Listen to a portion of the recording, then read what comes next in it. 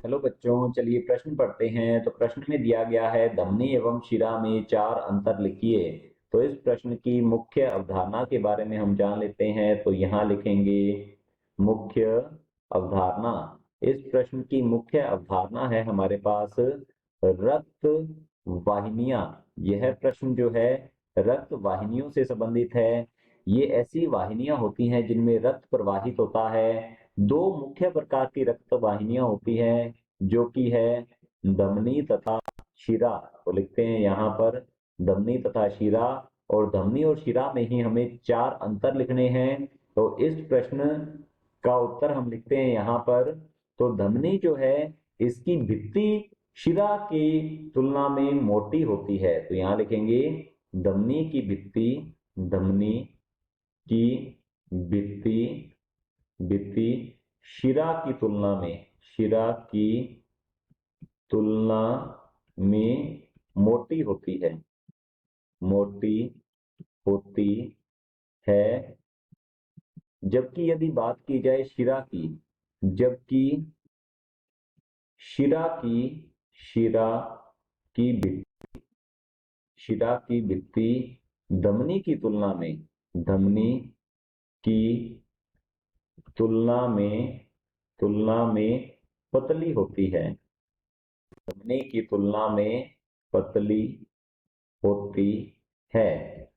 इसके अलावा यदि बात की जाए दूसरा अंतर, तो यह रहेगा कि इसकी ल्यूमेन या फिर गुहा, ल्यूमेन या जो गुहा होती है, इसकी गुहा संकरी होती है। इसकी गुहा तुलनात्मक रूप से संकरी होती है। जबकि हम यदि बात करें शिरा की, तो इसकी इसकी गुहा गुहा धमनी की तुलना में, धमनी की तुलना में चौड़ी होती है। तो लिखेंगे धमनी की तुलना में चौड़ी होती होती है। ये दो अंतर हमने यहाँ पर लिख लिए हैं। तीसरा अंतर लिखते हैं धमनी जो है अधिकतर ऑक्सीजनित रक्त या शुद्ध रक्त को परिवहित करती है। तो ये लिखेंगे यह अधिकतर यह अधिकतर ऑक्सीजनित रक्त, ऑक्सीजनित रक्त का परिवहन करती है, ऑक्सीजनित रक्त का परिवहन परिवहन करती है। और यदि बात की जाए शिरा की, तो शिरा जो है यह अधिकतर यह अधिकतर वी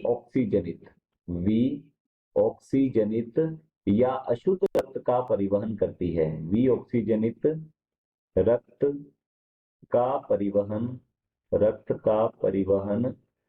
करती करती है। अब चौथा हम लिखेंगे इनके बीच में अंतर। धमनी में वाल्व नहीं पाए जाते, कपाट नहीं पाए जाते हैं। तो लिखेंगे धमनी में कपाट, धमनी में कपाट या जिन्हें कहा जाता है वाल्व नहीं पाए जाते, नहीं पाए जाते। जबकि यदि हम बात करें शिरा की, तो शिरा में कपाट पाए जाते हैं। तो लिखेंगे शिरा में कपाट, शिरा में कपाट या वाल्व जो है पाए जाते हैं, पाए जाते हैं। तो ये है हमारे प्रश्न का उत्तर। आशा करता हूं आपको समझ में आया होगा। धन्यवाद।